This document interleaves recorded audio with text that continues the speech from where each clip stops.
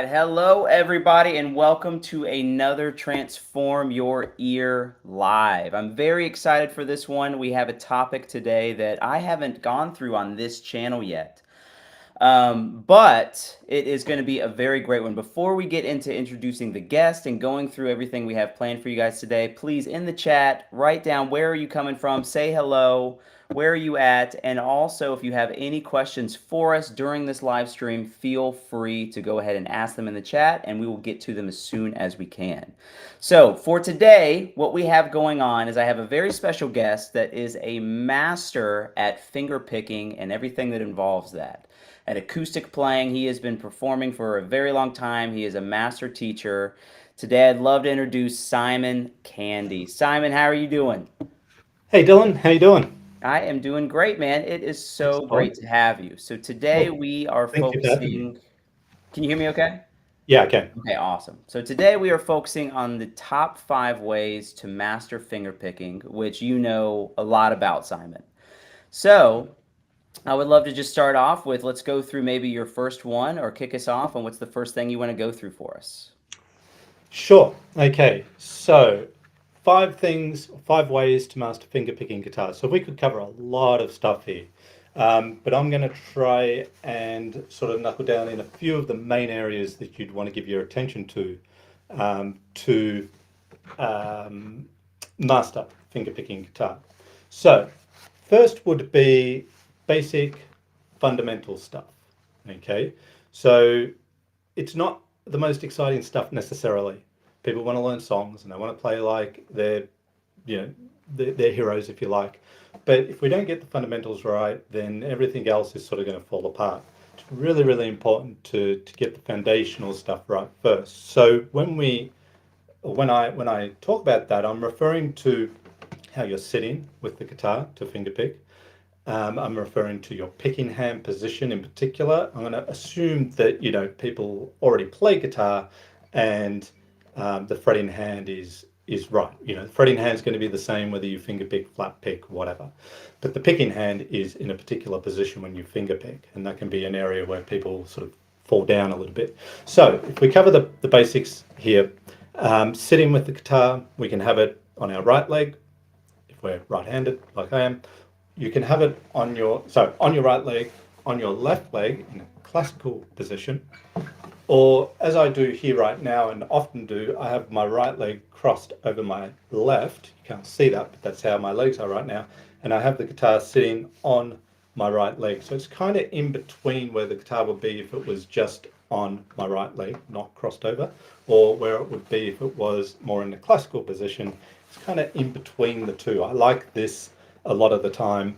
I don't really see one as better than the other. Some people will have heavy opinions on these, but any one of those is okay as long as when you do sit with the guitar, you're nice and straight, your shoulders are even, they're just naturally sitting in their sockets there. We're not sort of crunched up or hunched over the guitar. We want basically a nice T formation when we're sitting with the guitar. The guitar's tucked into our body. We shouldn't be able to see the fretboard. That's why we have the fret markings here on the lip of the neck, because we can't see, it's just decorative here in front. We can't see that, so we need to have them on the top of the neck here to find our way, navigate our way around on the fretboard. So if we needed to look, we can look over, but we don't want to put it on a slant, as I see a lot of people do, so they can see, because straight away more awkward positioning of my fretting hand, tension here that would cause will inhibit what my hand can do, but more the point over time, possibly and quite likely do some damage there. So these things are important. Now with your arm, like you would normally when you're playing, we've got the elbow on the body of the guitar, kind of like if you were just on a tabletop with your elbow like this, and then your forearm just drops down nice and relaxed, very relaxed, like rope basically. This is your point of stability there, your point of contact. And everything's nice and relaxed in the picking hand. And we take the picking hand and we place it into position. Now, one thing to note here is when we finger pick, we don't want to have this wrist flat like that, for the most part. If we need to mute, which often we do, then we would. But for basic general finger picking, you want to have your wrist raised above the strings there. As you can see, mine is there from the side angle, right? So that your fingers can stand up more or less at 90-degree angles to the strings. Not exactly, but thereabouts. Probably my ring finger, the third finger here, is most perpendicular to the string, and then the others coming on a slight angle. But yeah, it's basic. I've heard a lot, and I use this myself. It's like holding a tennis ball, right? If you're holding a tennis ball, that's basically how your hand is. Okay. One little thing that I often run students through new to finger picking to get their hand in the right position is to get you to place your index, middle, and ring fingers and the thumb all on the third string of the guitar. Okay, so when you do that, you've got the three fingers and the thumb on the third string, the G. The thumb is in front of the three fingers, meaning the thumb is closer to the neck of the guitar. The fingers are slightly closer to the bridge of the guitar. And then from there, I take my thumb and I put it onto the bottom string. I leave my index where it is on the third string. My middle finger goes to the second string, and my ring finger goes to the top string there. If you go through that process, you'll get your hand in the right position every time, guaranteed. Now, whether it stays in that position is another thing. So this is where we need to train this. We need to do it regularly. Regularly meaning at the start of a session, in the middle of a session of finger picking, and at the end of the session as a minimum to begin. So you and just an awareness. So if you see it slip out, where a lot of people will try and finger pick at odd angles to the strings because their hand's more in a flat picking position. That's not really going to be good for finger picking. If you try and do that, or your hand's used to that, it might start to slide out of position. And what happens when it does typically is your index finger or your fingers go in front of the thumb. They actually get closer to the neck. We want them not here, but sort of tucked a little bit, not all the way over, not where we're going to have tension, excess tension, just a neutral position with the wrist, and you'll find that your thumb is slightly in front of these three fingers. And that's the position. Now, one last thing on this is your picking, your pinky is what I'm trying to say. We can have it floating, which simply means it's just sitting there doing nothing, but at the same time, you don't want to curl it up because tension again, just nice and relaxed, and it's just floating. Or you can have it lightly touching the body of the guitar. And I emphasize the word lightly, okay? Often it's referred to as anchoring the pinky down. And while I get that as a sentiment to what the finger's doing, the pinky, anchoring down sort of suggests that you're going to push it into the fretboard. We don't want to push the guitar, rather, the body of the guitar. We don't want to do that. That's going to, again, tense up the arm and so forth and restrict the movement of these fingers. It's very, very, very, very lightly resting against the body of the guitar. And if your hand needs to move across the strings at all, the pinky goes with it. We don't leave the pinky behind and, have, it dictate what these fingers can do. We can't have it like that. Now, whether you float it, you rest it, that's completely up to you. I rest and float, depends what I'm doing. So it's not necessarily one or the other. It's both, probably, in a lot of cases. So that's the first thing with the mastering fingerpicking guitar is all about just the positioning of how you are, your posture, nice and straight, T formation, arm over the top, nice and relaxed, very, very relaxed, like rope.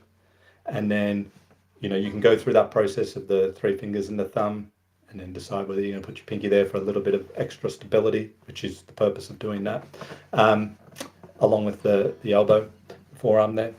And like holding a tennis ball, not flat down like this. And when you look down, you can see your fingers are more or less 90-degree angle to the string, and your thumb is more or less a 45-degree angle to the string. And for the most part, I can't think of where you probably, there's always going to be exceptions, but for the most part, that thumb is locked. That middle knuckle, we keep that nice and straight. We don't want to do that with the thumb when plucking the string. We'd rather pluck it from the base of the hand or the fingers there. So that'd be the first thing there, Dylan. I don't know if you wanted to jump in here, anything to add, or questions, or clarification, or anybody. No, that's fantastic. This is one thing, like the technique of it and getting it when you're doing anything on guitar is so important to being able to learn quickly and correctly. Mm, A lot of people don't want to do it because it doesn't feel great at first, or it feels funny or awkward, or especially if they've been playing for a long time and then they have to yes, adjust to this, it's even harder for them. So yes. what are some negative consequences of having the incorrect technique? Is if people decided I want to do finger picking, but I'm going to do it this way as opposed to the Hmm. correct way. What's going to hold them back? What's the bad thing about that? Sure. So it would be uh, most incorrect. A lot of incorrect technique leads to excess tension, more tension than we need to be exerting at the time to do the thing that we're doing. So if we have our fingers sort of, um, I mean, I'll talk about the tension thing in a moment because that's part of another area for mastering finger picking guitar. But um, if we have our fingers out like this in an incorrect position, you're plucking sort of from the side of the finger and you're not getting a very nice tone. You're not going to be able to follow through with the pluck of the finger, which I'm going to talk about in a moment too, get a little more specific with that. But it's the tone will be affected, excess tension will come into play. Um, Excess tension means you can't play as fluently, you can't play as fast, you can't play as effortlessly as you could. Because everything you do on a guitar, you want to get it to a point where it's super, super easy for you to do. Now, that's not to say it's easy just outright, because nothing is, right? We get onto the guitar, we try and do some things. Some things are easier than others, but some things are very difficult at first, but we don't want it always to be like that. We want whatever it is we're working on to be to be so super easy for us to do. And a big part of that is tension and having the optimal amount of tension. So if your hand's in the incorrect position or you're hunched over the guitar or you've got it like this, any of those sorts of things are going to really um, affect your playing and your ability to play nice and fluently, effortlessly. You'll get tired very quickly too. You'll fatigue. The endurance won't be there when you're picking. And over time, you're more than likely going to do some sort of damage, whether it's carpal tunnel or whatever. If you're playing years with a lot of tension, then that's the result of that, unfortunately. So that's that's pretty important, I would think. Yeah, absolutely. I think it takes what to get used to the correct technique, maybe a month, Yeah. maybe a little So less, maybe a little bit more, but it's not long. yeah, no, that's a good point. I was going to say that because there's things I've changed in my technique outside of finger picking. Comes to mind a few things that I was doing for a couple of decades before Hmm. I was like, oh, that is actually better. So I made the change, and I'd say probably it's hard to remember, but I remember the longest it took was probably 6 weeks for it to feel normal. And the other way I was doing for 20 years before that was feeling strange. Yes. It's Uh-huh. just discipline. It's a matter of doing it and making sure you do it from that point on. And when it's reverting back to different things, don't get frustrated with that. Just think good. I've recognized it. I'm aware. I'll make the shift. I'll make the correction, which takes like a split second. I'll continue. And if you keep doing that, it's just training your hand to get where you want it to be or whatever it is you're doing in your playing. So, yeah, I'd say a month to 2 months tops to change most things in your playing if you go at it, 100% in that, you're not Yes. going to phase it in, you're just going to change it Right. overnight, which I've done with a few things. Yeah, and I've had to say I've realized I did something wrong for 15 years, and then it took well, that was such a bad habit. It took more like a month and a half, 2 months to fix. Uh-huh. But Yep. then I don't have to deal with the problems I was having anymore for the rest of Yeah, my days, you know? So exactly. if you ignore the problems of the proper technique, you're gonna have struggles every single time you pick up the guitar. If you get Yes. rid of it, the guitar becomes more fun. The first Yes. month might be a little tough, but it is completely worth it. But no, that's great. I love that you started with technique. I think that's exactly where you should start. But what is the second way to master finger picking? Okay, so a couple of finer points here now. So, kind of still in the technique area. And one is the plucking of the string. So this is kind of extending on what I've said, but goes a little deeper, and this one might not get covered as much when you see stuff in fingerpicking. It does, but it's where you pluck from and the trajectory, the direction your finger's going to go. So what people do a lot, I see, is they kind of have this claw-like way of fingerpicking like this. And what's happening when I pluck a string like this is my finger's plucking upward away from the string. And my hand's in a pretty bad position here too. But even if it was in a pretty, kind of the right position, but we pluck up and away from the string, that's not good.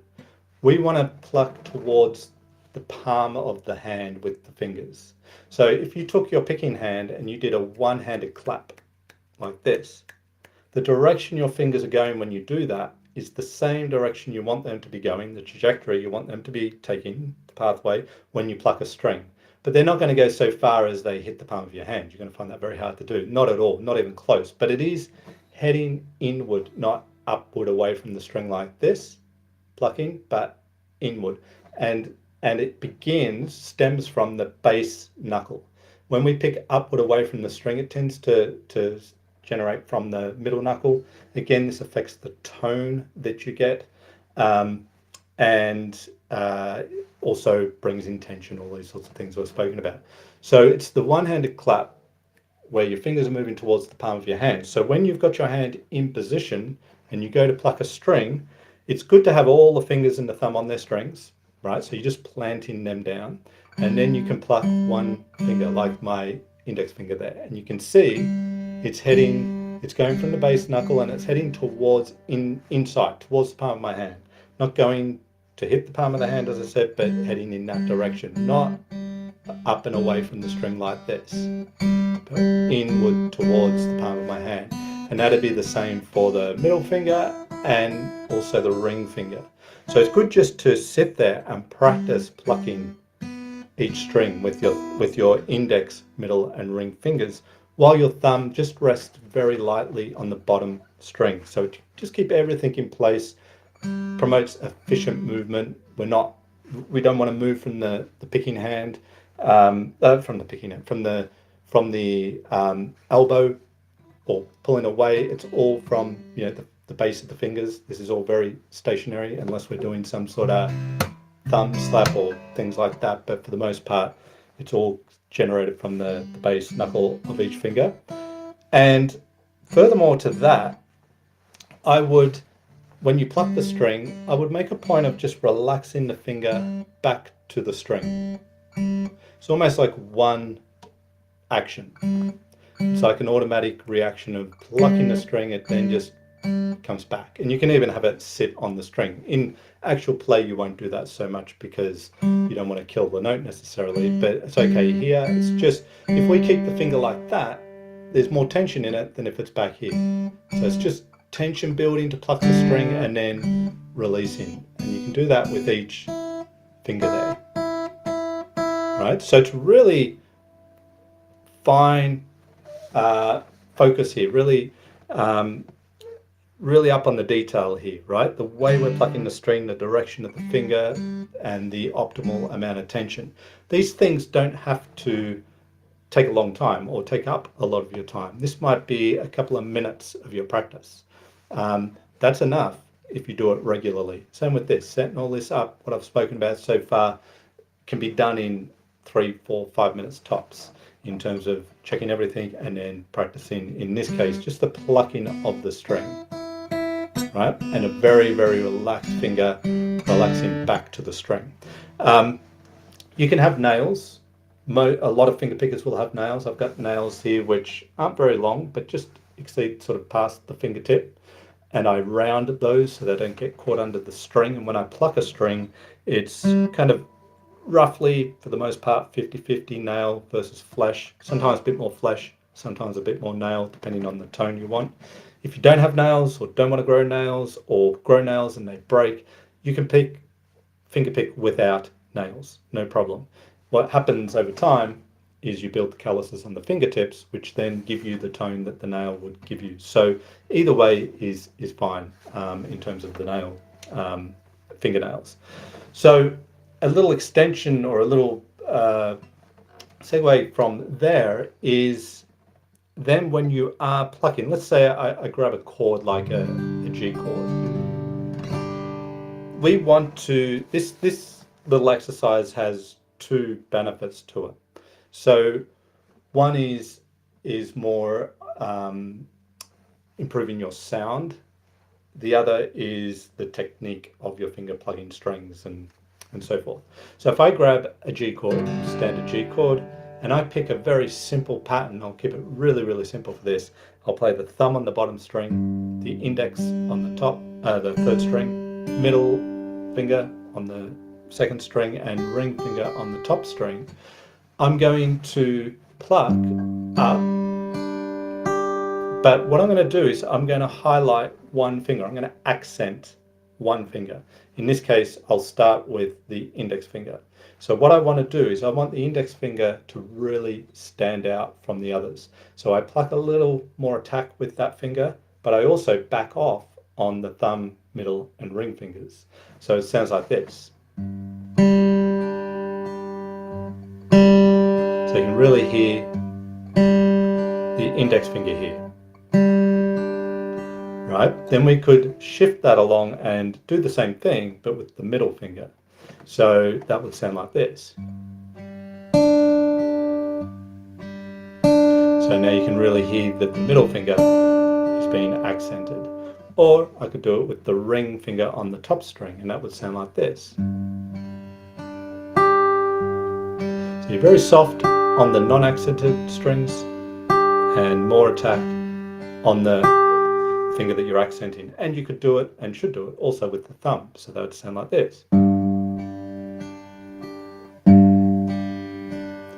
Now, the point of this is that it builds control, dynamic control in your picking hand. So dynamics are really, really important in music in general.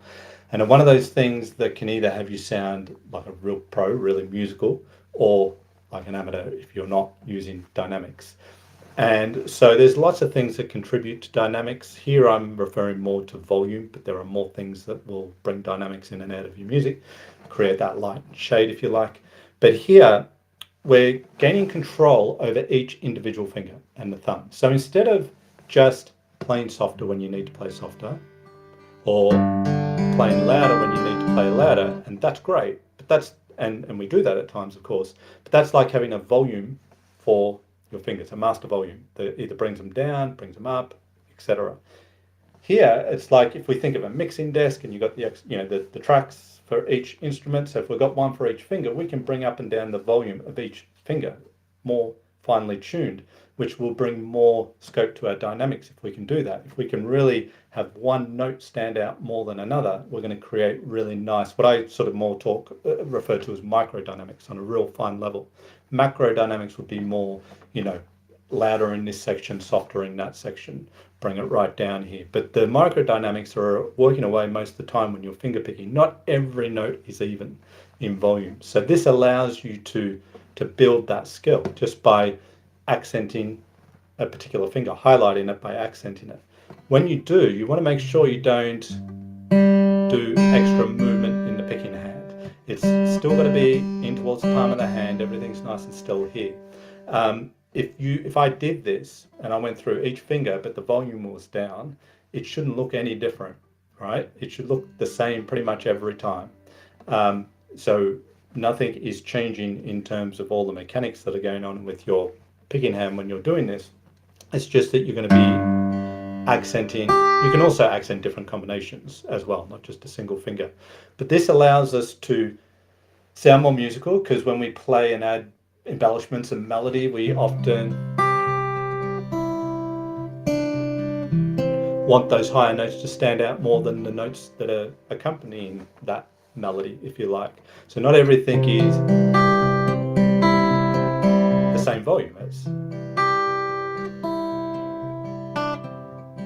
right? Get more dynamics. So that is what that is working on, but also just the technique of plucking the string and being able to get a good range of volume with each finger. Sometimes if we just go at it and we don't individualize the fingers like this, some fingers are naturally plucking louder than others, and so we get this unintentional sort of unevenness going. And when it's not intended, it doesn't necessarily sound good.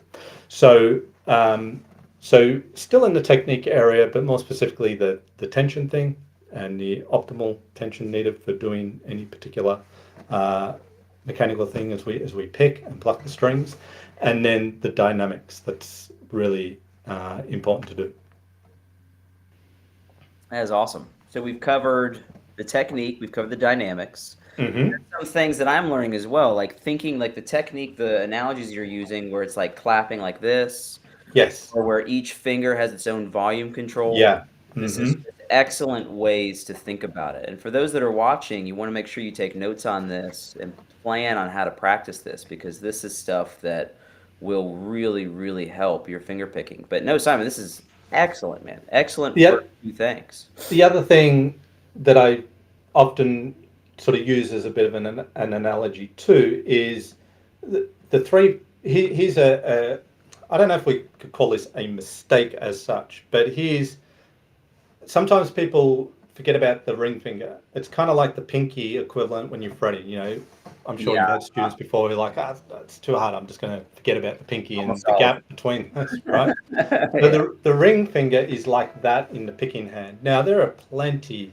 of incredible finger pickers, past, present, famous, not famous, whatever, who only finger pick with thumb and index and middle. And there's some real traditional Travis pickers from way back who will only use thumb and index and sound incredible. So that's fine. But for me, you got the third finger, you might as well use it because it's gonna enable you to do more things.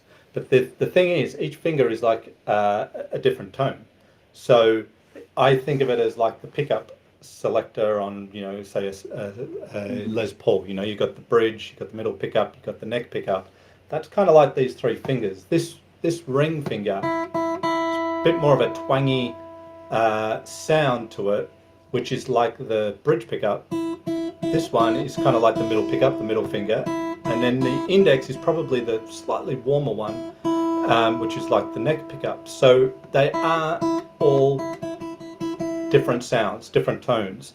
So you don't want to. I mean, if you only use two fingers, you're still going to get some nice variety in tone and all that sort of stuff. But with three, you'll widen that spectrum slightly and be able to do more things. But sometimes people are hell bent on which finger do I use for this, and they get stuck in this must use three fingers on their respective strings and the thumb on the lower three strings. And while that's a starting point, definitely, and you want somewhere to home base if you like, but then you've got to adjust for the situation, and every situation's a bit different. So I will mostly stick with thumb on the lower strings, lower three, and index, middle, and ring on the top three.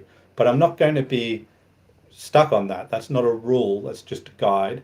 And then it depends on what you're doing as to whether that's going to suit or not. But particularly on the top three strings, I'm going to choose fingers that fit the occasion best in terms of the efficiency, depending on what's happening. If I pick the same string twice in a row, often or very rarely, I think, will I use the same finger. It'll be one then another. It's just more efficient than doing, it's like just down picks, right? So there's an example of the index finger playing on the top string, whereas someone might say, hang on, isn't that just meant to play the third string? Not at all. And then the other criteria I use for which finger, particularly with the IMA, which is index, middle, and ring, is the tone. What's the tone that I want from this? And that will influence which finger I use too. So another mistake, I guess we could say, is getting stuck into thinking that it's an absolute that your thumb must play the lower three strings, your index must play the third, your middle must play the second, and your ring must play the top string. That's not at all. It's a starting point. Should start there. That's going to be the case, you know, a fair part of the time, but there's going to be plenty of times where it's not. So that'll be Yeah. another thought there. Yeah, absolutely. And I think going back to of like seeing some people only use two fingers or some people only use three fingers. There are incredible musicians that are finger picking, electric guitar, whatever, that Yep. when I watch, they have bad technique. I see Yes. this all the time. The Mm. thing is, at this point, they shouldn't necessarily fix it. They're incredible musicians, but they got to that point, in my opinion, through the harder road, right? Yes. where you want to make decisions based off just like anatomy, physics, just logic. Like, does it make sense to only have these fingers or to have an extra one? What's Yeah. better? Well, Hmm. this would be better. So let's use that. So if you ever get caught in the trap of, oh, my favorite guitar player only uses these two, well, Yes. you're Yes. not that guy. I'm not Hmm. that guy, and Yes. more than likely, he was practicing for 15 hours a day for 10 years to get to that point. Yes. So, that's the way I think of it is what is the most efficient, what's the best, what's the easiest way to get to where I want to go, you know. Absolutely. But no, that's awesome, Simon. Well, what other items do you have on how to master finger picking? Okay, so let's talk a little bit about patterns, right? So there are many, many finger picking patterns, so many combinations, but we don't need to learn them all and we don't need to memorize them at all, really. What we really want to do is understand them, understand the concept behind the pattern so we can use it ourselves. So there's nothing wrong with memorizing stuff. I mean, if I'm going to learn a song and it's got finger picking patterns in it, of course I'm going to memorize those patterns. But we want to be able to play freely and ad lib with patterns. That's our goal, not to have 100 different patterns memorized into the fingers. That just sounds like really hard work and unnecessary work. And whatever you have memorized, you eventually forget, particularly if you're not going to use it for a while. So we don't want to memorize patterns. We want to um, understand them so that then we can ad lib with them. So I'll give you an example here. Travis picking would be arguably the most common useful finger picking pattern of all. There are many useful patterns, but this one is always a good one to come to. So, in a nutshell, Travis picking the pattern, because there is a whole style of Travis picking which is a different thing. We're just sort of grabbing the pattern out of that style, which has been done for many decades now and props up in a lot of songs. So, Travis picking is where your thumb plays a steady bass note pattern, a specific pattern on the beat, always. Okay, it's never off the beat, it's always and only on the beat when we're Travis picking. So if I have like a G chord, grab our G chord again, and we could look at a song that has Travis picking and we could learn that song sort of by numbers. There's the tablature. Okay, I'm doing this, I'm doing that. And then you go to another song at some other time and you go, okay, and it's Travis picking again. Now, you may not know this, you may know it, but you just look at the numbers again and you work it out and you kind of go like that. You're not really understanding what's happening and you're making life a lot harder for yourself because you're having to sort of start from zero more effectively each time you learn a song with Travis picking. Whereas if you get used to Travis picking and you're able to ad lib with it, you can play that song straight away if you know the chords. And I'll give you some examples shortly. But just to give you a brief rundown of what Travis picking is, the pattern. So if I have a G chord, I've got my thumb. My thumb is going to play on the beat and it's going to play, for a G chord, we could play what we would call a 6-4-6-4 pattern. And the numbers here refer to the strings we're plucking and the order. So 6-4-6-4-6-4. That's what my thumb is plucking there. 1-2-3-4. 1-2-3-4. So it's always on the beat. So if I was on an E chord, 2-3-4-6-4. The other pattern you could play there is 6-4-5-4-6-4-5-4. They're the only two patterns you'll play with Travis picking on chords where the root note is on the sixth string. It'll either be 6-4 or 6-4-5-4-6-4, which provides obviously a little bit more movement in the bass, but either one is fine. It's not, you get this one's easier, but it's not to say once you can do the other one, you drop that one. It's horses for courses. Some will suit different situations for different reasons. But whatever the case, your thumb is always playing on the beat. And then your fingers are playing various combinations of strings on top. So I might go,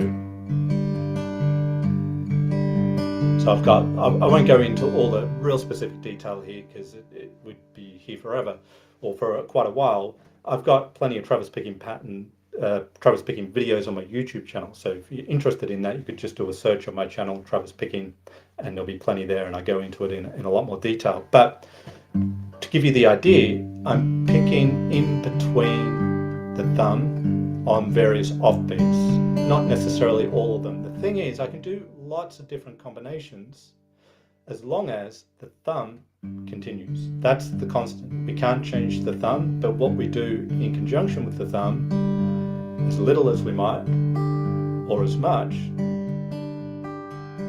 is fine as long as the thumb is still doing this. Right? So once you get that independence between the thumb and the fingers, and you get that going, it's much easier to then just ad lib with this, because you can do anything. I can pick notes with the thumb too. I can start with more of a run up the chord, and then, or I can pinch, put the pinch on 1 or 2 or 3. You know, you can do lots of different combinations. And once you've got it going, you're away. It's kind of like, I always refer to Travis Picking, just the pattern there, kind of like the equivalent of the old down, up, down, you know, with your strumming, that syncopated 8th note rhythm that's in a billion songs, 1, 2, and 3, 4, 1. And whether you hit on the and of 4 with that, or you only hit down, there's lots of variations, but that's the same sort of sound, same approach, lots of variations, and you can just ad lib it. And once you got that going, as I'm sure, you know, people here playing guitar, you've probably got that down. All these songs open up, and you don't have to go and study the strumming pattern, you know, beat by beat, and go, here's a down here, up there, because that person playing that song, if you got them to play that song again, they're probably going to do it slightly differently every single time. Not even intentionally, it's just being human, but it's the same feel, and there's certain things that hold it together. So the most important part with Travis Picking is the thumb. That's got to stay on the beat. That's got to be your motor, just going there, that's your bass player, and then this is playing the stuff on top, right? If we understand that and we train it in a way where we break it down, we see the role of what's happening, then we can ad lib with it. So, for example, I've often played Landslide, which is Fleetwood Mac, right? Stevie Nicks. But I've never really learnt the song exactly what he's doing. I think he's got 2 guitars tracked in this song doing slightly different things anyway. I've never really looked at it in great detail. As long as I know what the chords are, and I know it's Travis Picking, I can hear it, then I can play it.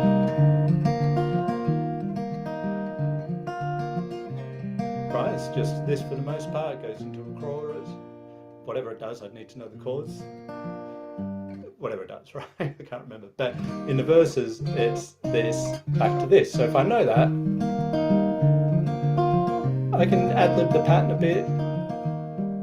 But it's doing this. That's how Travis Picking. There's the bass. This time it's a 5/4 bass pattern, because my chords, all the root notes, all the bass notes, because this is a slash chord in the middle, are on the 5th string. So that's a third of 4 patterns you'll only need to ever know with bass in the Travis Picking. There's only 4 patterns that you're going to do with this thumb, so there's not an infinite amount of patterns to learn there, and then everything is to the backdrop of that. So another song, which I only had a very brief look at for the purpose of today, just to find another song that I could demonstrate with Travis Picking. So I don't know this song, like I've not played it really before, but I didn't have to go to the song and listen to it intently and try and work out exactly what's going on, because I can Travis Pick, I can ad lib that. Now, if I wanted to go and learn it note by note, there'd be value in doing that. It's going to teach you things that then you could take and apply to your own playing. So I'm not saying ad lib everything, don't look at anything in detail, because then you don't fill your well, if you like, of ideas that then you can do. So definitely learn things in detail, but know that you can be up and playing a song very quickly on the spot if you know the chords and understand the pattern. Whatever the pattern might be. This is just Travis Picking we're talking about here today. So there's a song, Kathy's song, which is a Simon and Garfunkel song, and lots of Travis Picking in their songs. So it's something like this. I'll play a little bit of it, but it's all Travis Picking.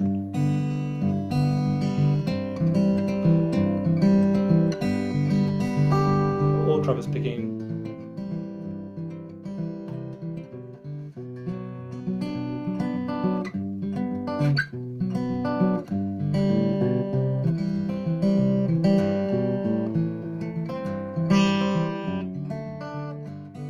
right? So it's now the biggest challenge for me there was remembering the chords. This was fine because I know it's all Travis picking. I know there's this little embellishment, but even if I didn't do that, it's still going to sound all right. As long as I know there's an A minor, there's this guy, there's a B minor, and this is all just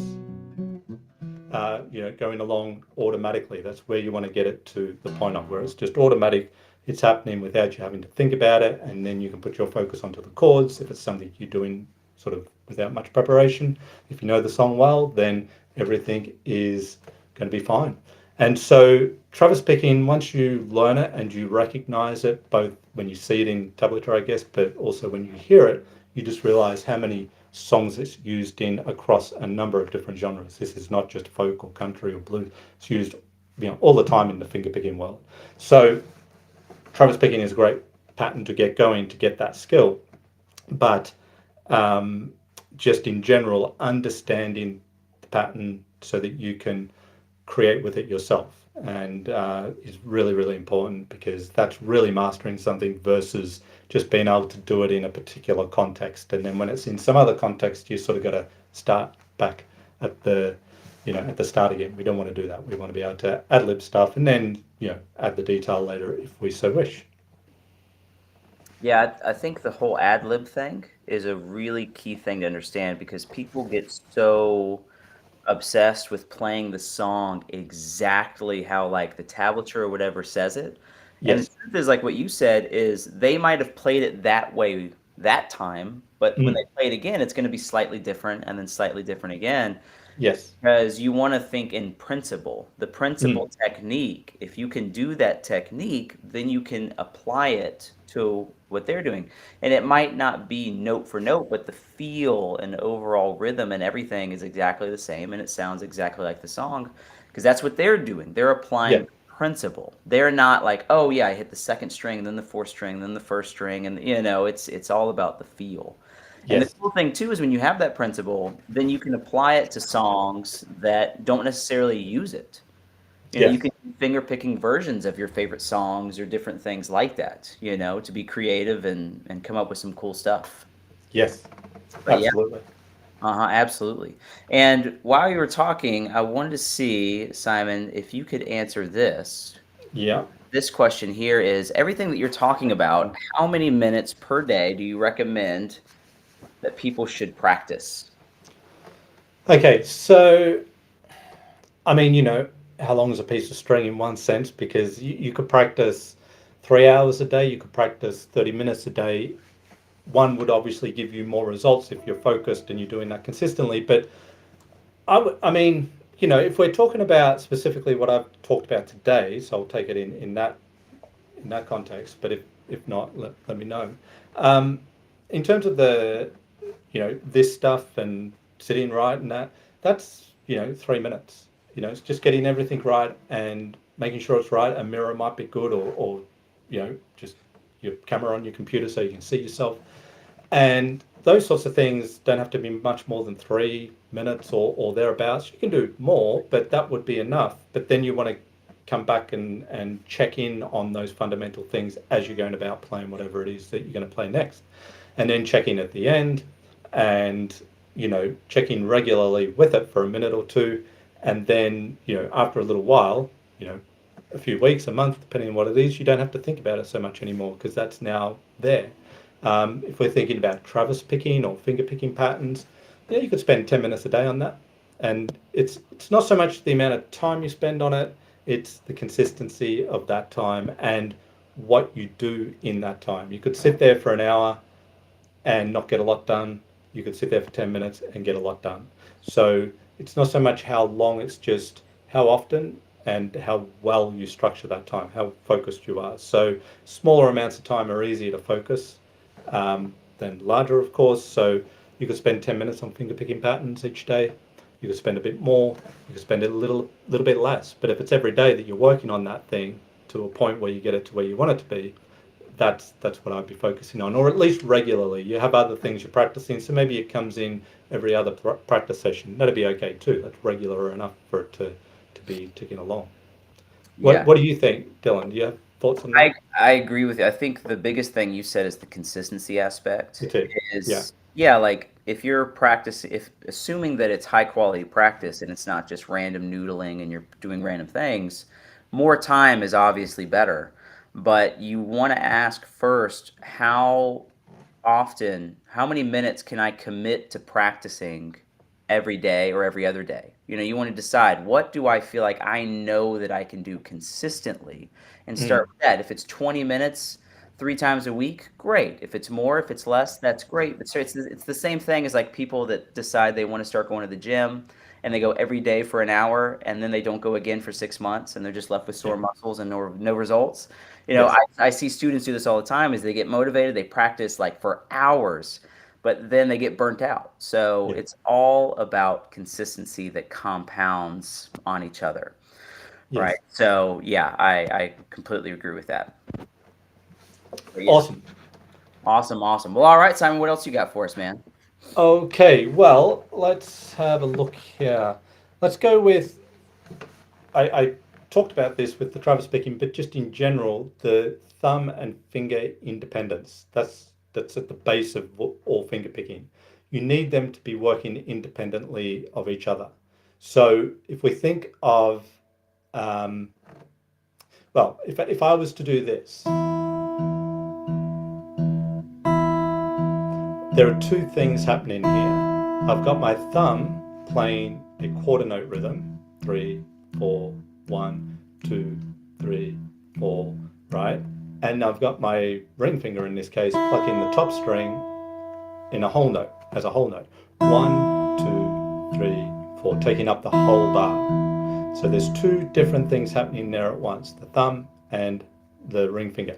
Like with Travis picking, two things going on, the thumb and the fingers, but we're bringing this down or taking this down on a simpler level to have you understand it and how to train it. So it's not so obvious here. Some people might think there's just one thing happening there because it's all happening in one hand. If I did that exact thing on a piano, it'd look like this, dun, and this would be, it's reversed here probably, but this would be my right hand doing what this ring finger's doing, and here's my left hand doing what the thumb was doing. It's visually clear when you do it on a piano, there's two things happening at the one time. Here it's not, but there is. It's my finger doing this whole note, ringing out for the full 4 beats of the bar, and this doing a quarter note rhythm. So also known as just like a steady bass, very common sort of thing. So so you can go through and you can like pick on the 1 with the thumb, 2, 3, or you could pick 1, 2, 3, 4. So you can have the pluck of the finger come in on the second beat, 1, 2, 3. Just vary it up a little bit, push it a little further in the bar, or on the third beat, 1, 2, 3, 4, 1, 2, 3, 4, or you could put it on the fourth beat, 2, 3, 4, 1, 2, 3, 4. All the while, this is like it was with Travis picking, just plucking on the bottom string in this case. Then you could bring in a hit on the offbeat in between the plucks of the thumb. So we just start to branch out here a little bit, working on the thumb doing one thing, the fingers doing another. So this might sound like this, where we might pinch as we did on the first beat, but another pick in between 1 and 2. 1 and 2, 3, 4. 1 and 2, 3, 4. Or 1, 2 and 3, 4. Right? We can push it along like we did last time. We're just playing on an offbeat. 2, 3, and 4. 1, 2, 3, and 4, etc. Right? So just on open strings, getting a bit of thumb finger independence going. Now, if we wanted to make this sound a little more musical, a great way is to create little riffs.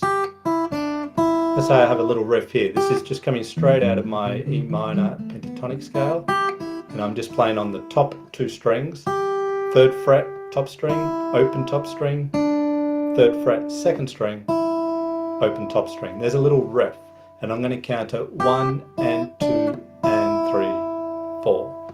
1 and 2 and 3, 4. So the challenge is to play that riff while your thumb is just going to continually play 1, 2, 3, 4. It does not change, right? It's got its job. It's keeping the accompaniment. It's keeping the pulse, the time, and then you're playing your riff with it, which would go 1 and 2 and 3. All you got to work out is which notes of the riff are with the thumb and which notes of the riff are without the thumb. In other words, in between. First one with, second note without, third note with, fourth note of the riff without, then second half of the bar is just plucks of the thumb. You could write it out on paper and just line it up and then go through it very slowly, very mechanically. Once you've got it, then you can give it a bit of feel and a bit of tempo.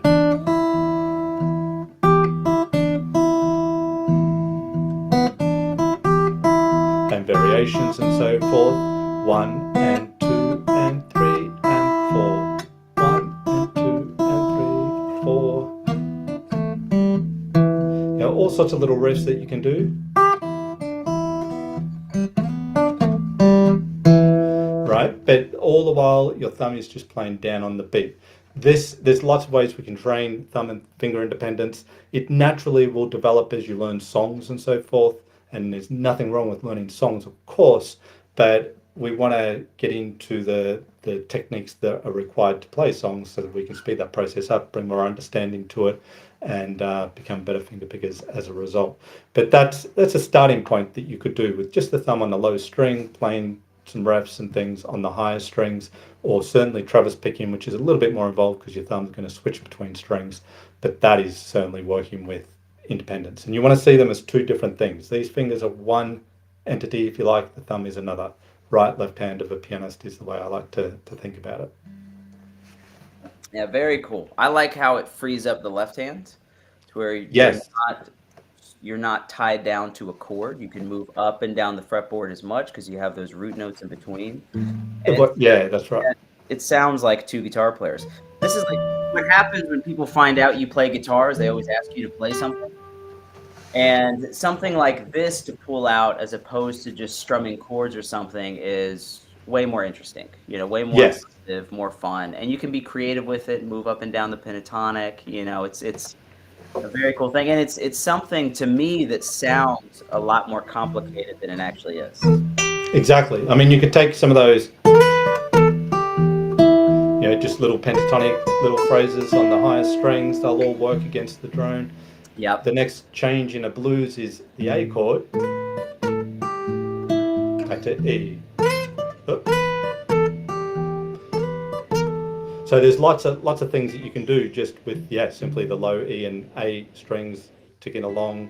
Then you could come into your B7 chord and so forth. So yeah, it does sound, the initial coordination of it can be challenging, of course, but once you've got it going, and it's not super hard, then yeah, it opens up, and as you say, there's not a whole lot going on with your fretting hand to get those sounds.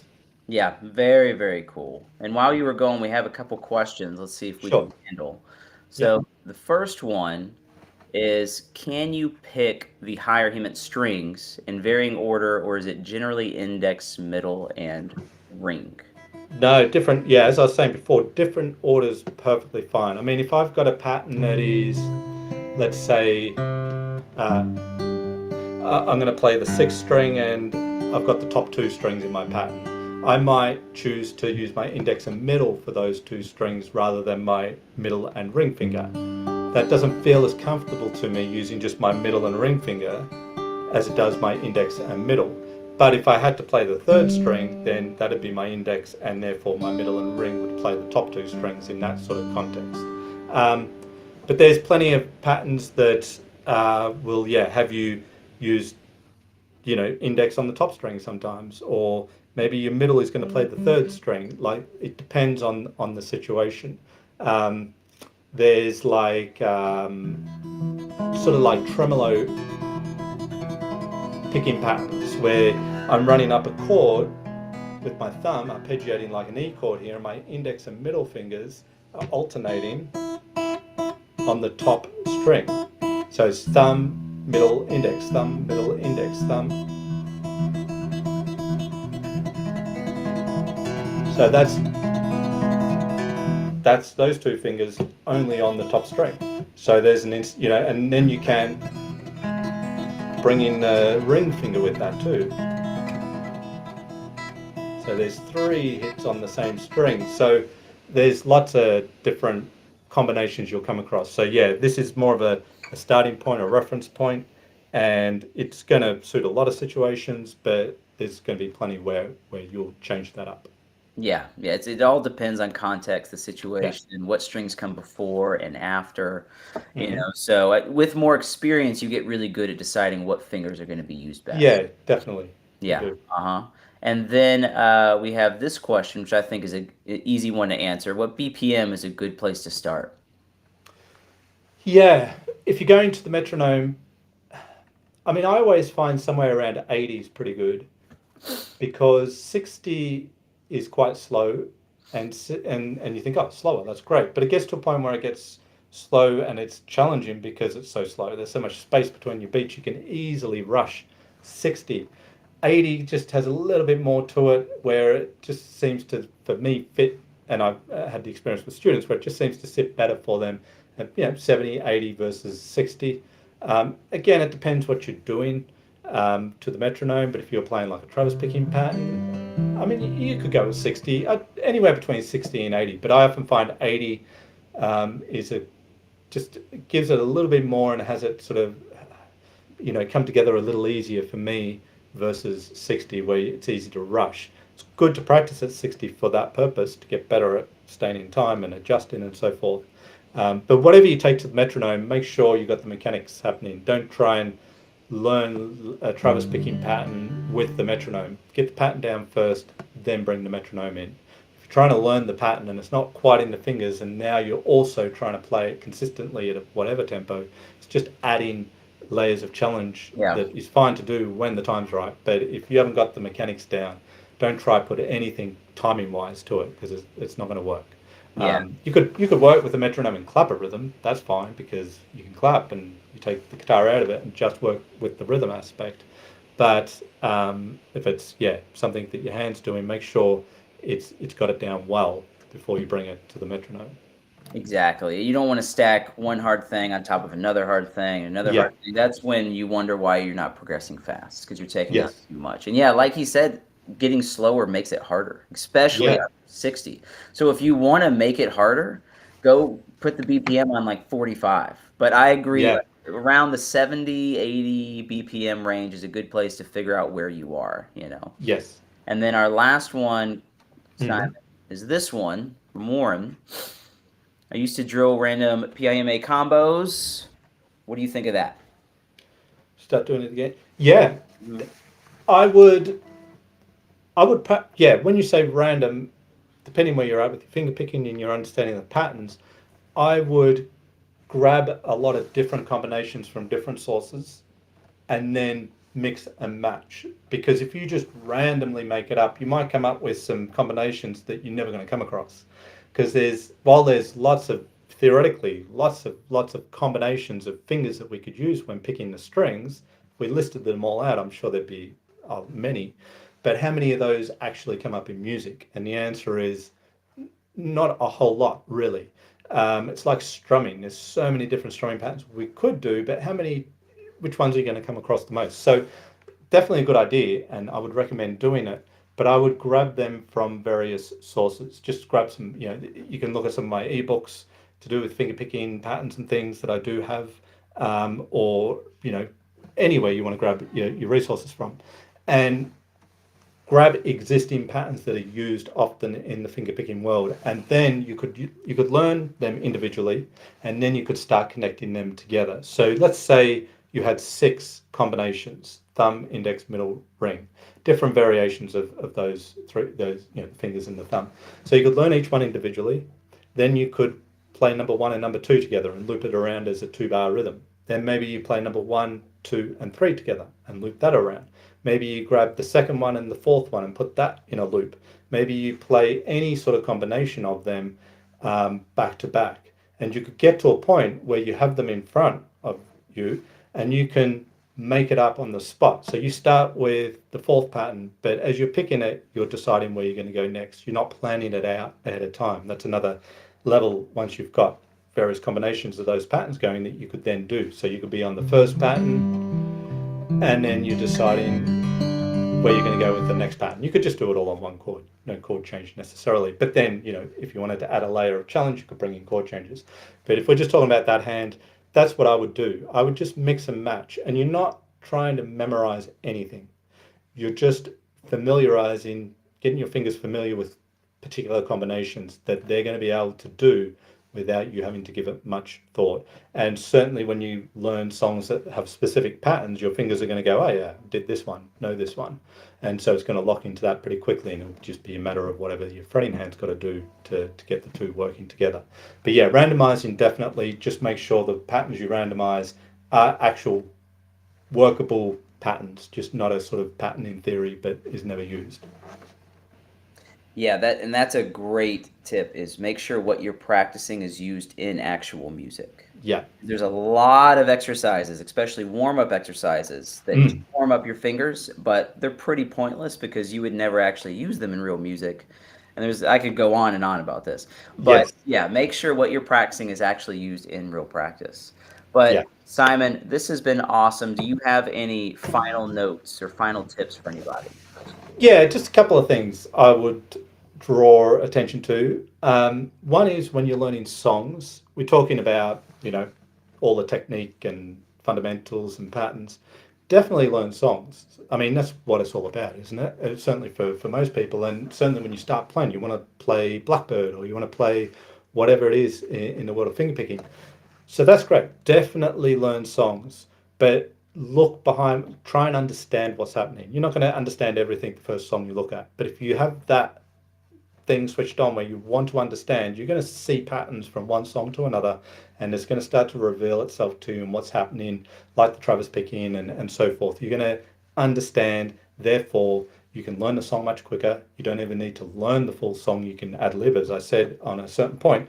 But also, when you forget the song, and you will, because we all forget songs unless you play them every day, you'll be able to wing it, which is something you need to be able to do. You can't remember all the details, so you've got to be able to wing your way through stuff, or else it becomes very stressful because you've got to remember everything. And if I forget that bit, I'm gone.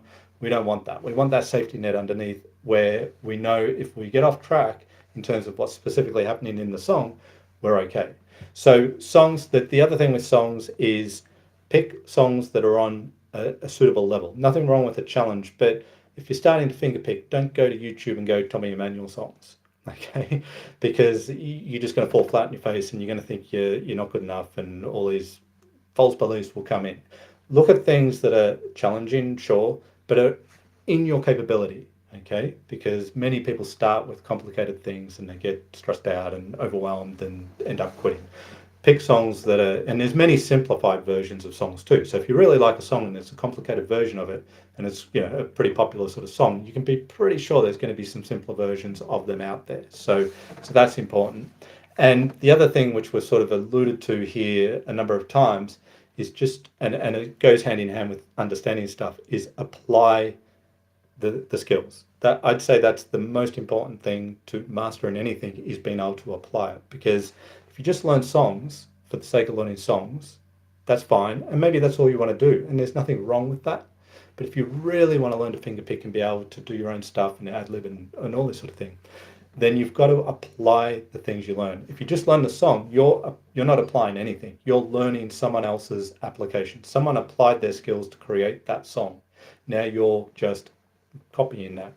No problem, but you need to apply those things. So if you like the Travis picking and you really want to get it down, the next month, 2 months, you should be Travis picking anything and everything you can. Here's a chord progression. All right, I'm gonna Travis pick it,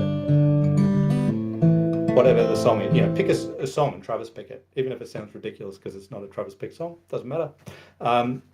Do that.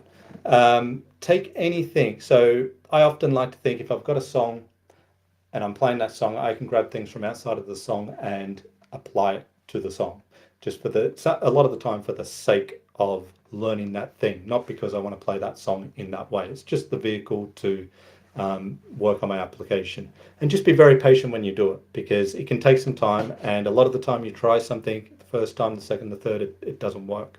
And sometimes some things you try and just don't work, so you need to change something about it. That happens still with me a lot when I apply my skills.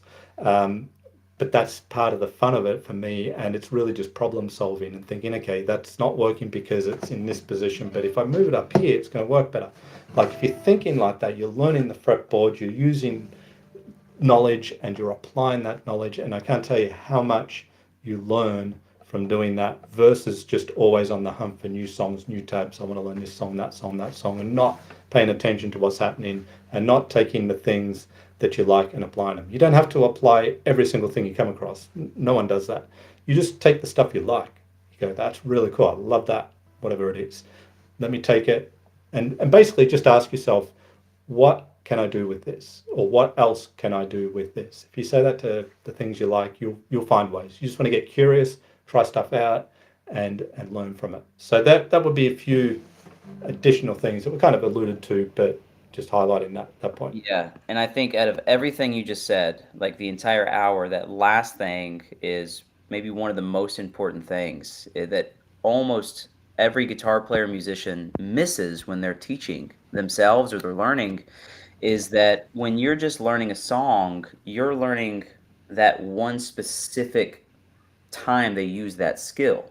Yes. But you're practicing at a very surface level, which is not bad. Learning songs is not bad, Yep. but you must go deeper. A great question to think about is what skills did that songwriter have that enabled them to be able to write this song? So if they're using Travis picking, be able to play Travis picking in tons of different ways so that you can use it in tons of different ways. You Yep. know, whatever technique it is, be able to use it in multiple different ways and really understand that technique. And the cool thing is once you know these, learning songs becomes so easy. Like if you've seen people that just pick up complicated songs in 5 minutes, it's because they've already practiced those techniques in tons of different ways and they just see another way they're doing it. So practicing at a deeper level is so important. Yeah. Simon, Absolutely. thank you so much, man. I think you have a resource to show everybody. Sure. All right, Yep. let me pull that up. I do. So this is a free ebook that you can get opt-in for on the QR code or the link. Basically, this I put together this ebook recently, and the intention was to create something that gets somebody started fingerpicking who's never fingerpicked before. So if you can play a few chords, you're good to go. You don't have to have, you can be, in the beginning stages of playing guitar, also. But specifically with fingerpicking here, I focused on things that sound cool that um, are going to give you a good sound straight away. So I did speak about some of the fundamental stuff today and all this sort of thing. I don't go into that in this book. I want to give you some things that sound good straight up. So for example, it always sounds good when you get a bit of bass line going and you pluck on the higher strings and you get this sort of boogie woogie bass line going. Or maybe there's like the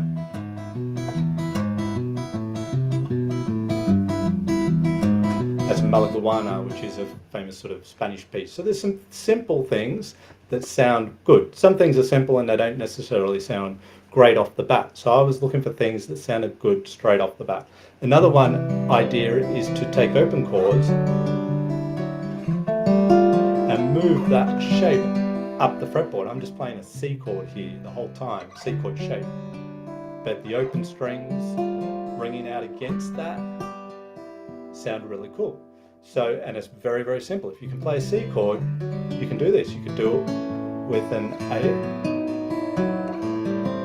A chord, just all the way up the fretboard, these sorts of things. So there's other things in there. I can't quite remember exactly what else I cover in there, but that's that sort of stuff. So it comes with the ebook, of course, and then embedded in that ebook or linked in that ebook are videos. So you'll see me doing this stuff. You'll hear it and see me playing the examples. It'll just take you through to a web page and you'll see all the videos there and you'll be able to have the tablature in the book and the videos, and you can go about learning those and sound, those things that sound great straight off the bat. All the other things are very important to build, but you can get some cool things going with little effort. So that's the idea behind this book, and you can get it via the QR code or the link. Awesome. And I did put that link in the chat so you can click on that. And I also have a free video for you guys if you are interested in being able to improve your ear and get to the point where you can figure out songs by ear, be able to improvise better, play by ear. Then you can scan this QR code right here. These are my 5 top easiest ways to practice ear training and start developing a really high level ear. It's completely free. Just scan the QR code. I will also put it into the chat for you guys, a link for that. But check that out. All right. And then, Simon, again, thank you so much, man. It's You're been very welcome. an awesome hour, just a wealth of knowledge, man. So thank you so much. Thanks for having me. I really appreciate it, Dylan. Always good to do these things, and I appreciate everyone who's shown up today. Yeah, absolutely. Well, all right. Until next time, thank you guys so much. And we'll see you at another Transform Your Ear Live. Have a good rest of your day, everybody.